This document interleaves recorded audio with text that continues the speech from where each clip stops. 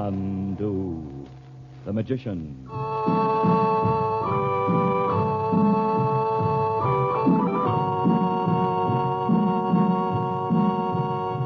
Good evening, ladies and gentlemen. The makers of White King granulated soap present for your enjoyment Chandu, the magician. But before our play begins, may we make a practical suggestion to you on how to economize on your family clothes budget? That is, buy washable garments whenever you can. Then launder them gently, safely, in White King soap suds. Yes, it is very easy and inexpensive to keep your washables new-looking in gentle White King soap suds. Those suds are safe for all your brightly colored washables. Safe for gay new cottons, pretty rayons, and sheer fine nylons. White King suds safeguard your clothes in still another way. They wash out all the dirt. In fact, the only thing White King suds could possibly be hard on is dirt. They wash out surface soil, wash out hidden dirt to safeguard all your washables. We know you'll say, as thousands of ladies do, I love White King.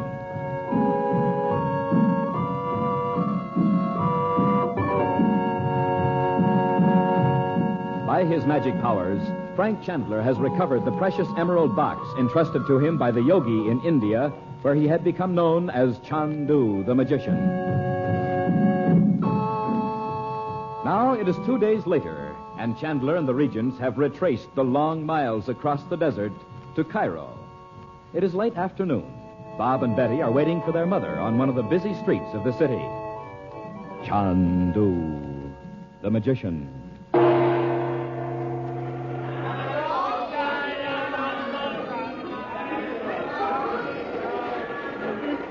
Bets, let's go look for Mom. It shouldn't take her this long to get her hair done. I shouldn't think so either. It's almost 5 o'clock.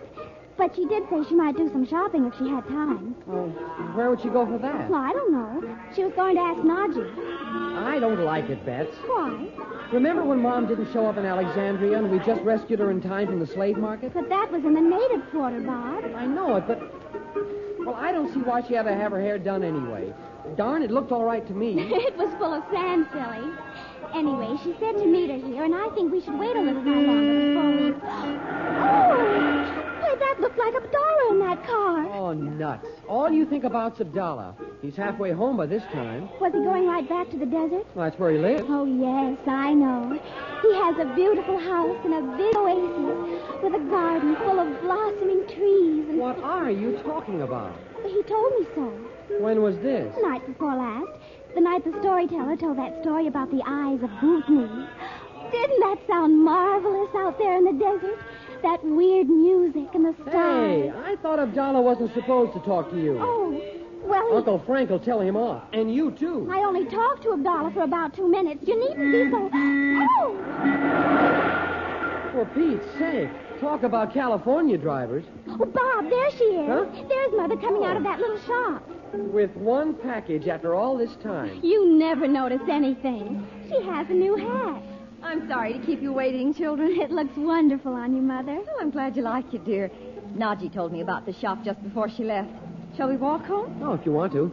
Well, here, I'll carry that package. Oh, no, thanks, Bob. I know how you dislike carrying parcels. Mother, did you mean Naji's gone away somewhere? Yes. She said she'd be out of town for several days. Oh, well, are we going to go on staying there anyway? Oh, yes. Let's cross here, hmm? Oh, look out, Mother! Please, you idiot. Well, did he hit you? Mom! Oh, he just touched me. I'm not hurt, Bob. I'm terribly sorry. I knew he took that corner too fast. These native drivers. Are you hurt? No, really. No. The bumper just touched me. Oh, good. These streets really are too narrow. That's no excuse, I know. I should have been watching. Well, children, shall we try again? Oh, please, let me take you home. Well, it's the least I can do. Oh, no, thank you. It's only a little way, and I'm really quite all right. Are you sure, Mother? Here, let me fix your hat. Her hat. When she might have gone right under the car. Now, look here. I'm going to insist. Why don't you let him give you a lift, Mom? You look kind of white. Yeah. It's not at all necessary, Bob. Come on, please. I'll help you in. Well, all right. Oh, good. Bet? Thanks, Bob. Mother, have you still got your package? Yes, dear. We can all ride in here. I'll take the jump seat. All right, Hafiz. And take your time, will you? We're not going to a fire. You're staying at Shepherd's, I suppose.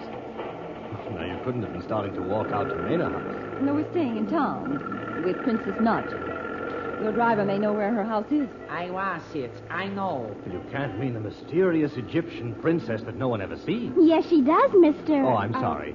I'm Gordon Douglas. And you are Mrs. Regent. You don't look as if you could possibly be the mother of these two, if you don't mind my saying. Oh, she's used to people saying that by this time. I don't wonder. Mrs. Regent, I realize this sounds like the complete nosy reporter, but how did you manage to meet the princess? Oh, my brother's known her for years. Are you a reporter, Mr. Douglas? Bob, I'm what is known as a foreign correspondent. Oh, that must be fun. I kind of like to do that myself. That'll be the day.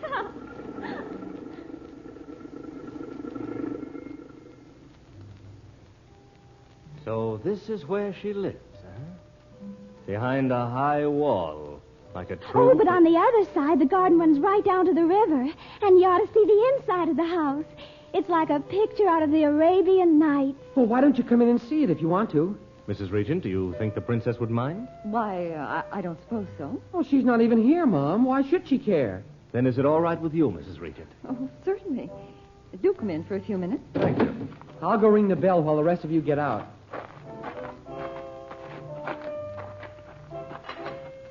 Wait for me, Hafiz. Hello, Saeed. We're back. Mom, are you okay? Oh, yes, Bob, I told you I wasn't hurt. Come in, Mr. Douglas. I know this is inexcusable, Mrs. Regent.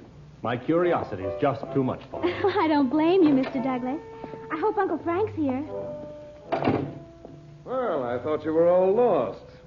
Dot, you ought to be as beautiful as ice in the time it's taken.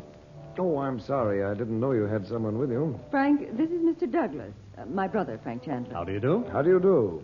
A friend from home? Well, no, I'm sorry to say. He brought us home because he almost knocked Mom down with his car. Dorothy. Oh, I'm all right, Frank. Sit down, won't you, Mr. Douglas? We'll have some coffee. Bring us some coffee, please, Abu. And some of those sticky little cakes, Mother. All right, Abu, the cakes, too. Uncle Frank, Mr. Douglas is a foreign correspondent. Oh? I'm not here on a story, Mr. Chandler. As I told Mrs. Regent, when I heard she was staying with the legendary Princess Naji, my curiosity overcame me. In fact, if Bob hadn't suggested my coming in, I'd have spent the evening trying to wangle an invitation. The princess doesn't make many social engagements. From what I've heard, she makes none at all. Mrs. Regent, you weren't by any chance related to Robert Regent, the scientist who was drowned on the Athenia? What? What made you think of that? Oh, I don't know, except that putting two and two together is my business. It isn't an ordinary name, for one thing. And Regent was supposed to have worked in Egypt at one time. And then your son is named Bob, and so... Was he your husband? He still is. You don't mean to say he's alive. Is he living here, too? Would he give me an interview? We don't know where he is, Mr. Douglas. That's why we came over from California, to find him. What a story. I hope not, Mr. Douglas. Was he doing some kind of secret work over here during the war? Not so far as we know. You know, when that list of atomic scientists was published, I couldn't help wishing Regent's name could have been on it. If ever a man was needed, he was. Mother, you know I told you I bet Daddy was... Betty. Oh, I'm sorry. Oh, here's our coffee. I'll pour it, Abu, thank you. Mr. Douglas? Oh, thank you. I'm sorry, I can't drop the subject now. Are you sure Regent is alive? We have reason to think so, yes. Your coffee, Frank. Oh, thanks, Don. Then why don't you know where he is? It's a long story, Mr. Douglas. Too long to go into now. I see. Didn't mean to dig up family skeletons. I beg your pardon. I beg yours, Mrs. Regent. I shouldn't have brought up the subject in the first place. But you know, the possibility of Robert Regent being alive. Oh, it's fantastic. Would you mind telling me what you meant by family skeletons, Douglas? Well, I meant the old story of the disappearing relative. But I needn't have mentioned it. If you mean Dad ran off and left us... No, not at all, Bob. I didn't know your father, but I'm sure no one ever suspected any such thing. Well, just what was the story? If you want it spelled out, I meant the vanishing cousin.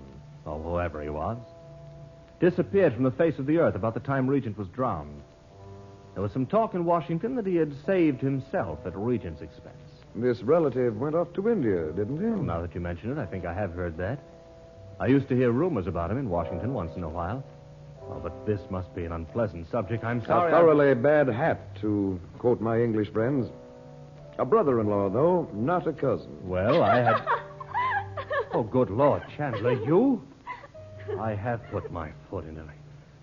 I don't know what to say. Children, don't. No, I'd better Don't go please. before I make more of a fool of myself than I have. My apologies, Mr. Chandler. As a matter of fact, Douglas, I'm quite pleased to know what's being said about Oh, me. but it was years ago, anyway. Now, look here. I've almost killed your sister. I've certainly not endeared myself to, well, to the rest of you. You must let me make it up to you, huh? Well, there's no need of that. Of course Now, not. won't you all have dinner with me at Mena House tomorrow night? Well, I'm not sure I'll be in Cairo. I'm expecting to be away on business. I'm sorry. But you'll come, won't you, Mrs. Regent? And Bob and Betty? Well, thank you. We'd like it very much. Splendid. And Chandler, you're included if you find you can make it. Thanks. Now, don't bother to come to the door. I'll find my way out. Oh, Betty and I'll go with you. Good night, Mr. Douglas. Good night, Mrs. Regent. Good night.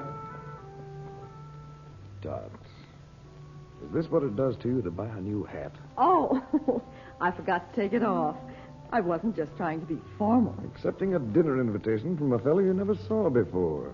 You don't know who he is. Well, you're going with us if you're still here. Well, I may not be here. Well, you can find out about him tomorrow. But, Dot, If he's just who he says he is, why shouldn't we have dinner with him?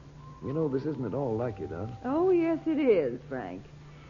Oh, it's so nice to meet someone for a change who isn't involved in all these plots. Just a pleasant, everyday man like the people I know at home. I know how you feel, but listen, You're just annoyed because he cast you in the part of the rascally relative. well, Besides, after the embarrassing position you put him in, well, I couldn't resist it, Dot. You know, reporters always irk me. well, I like him. All those nice things about Robert. Well, you needn't shake your head like a grumpy old uncle. For once, we're going out to dinner just for fun.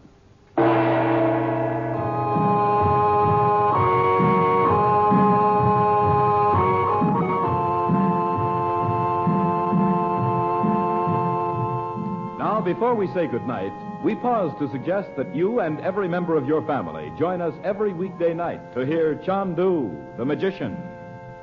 And we suggest that you try the soap we make, White King granulated soap. You will discover that there is no better soap for your washing machine than White King. White King makes plenty of good, rich, foaming soap suds. Long-lasting suds that don't fizzle out on you when your wash water cools down. And White King suds really roll the dirt right out of your clothes. You'll be so proud of your washing. The white things so very white. The colored things kept so fresh and bright. The washing time shortened so considerably it saves you effort and saves wear on your clothes as well. So may we remind you, nothing washes like soap. And there is no soap like White King. You'll love White King. And when you buy a box, be sure to save the box top, won't you?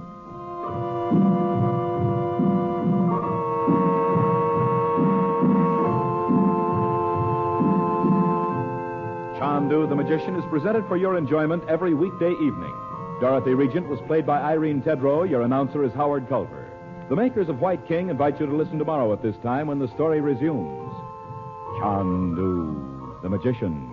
This is the Mutual Don Lee Broadcasting System.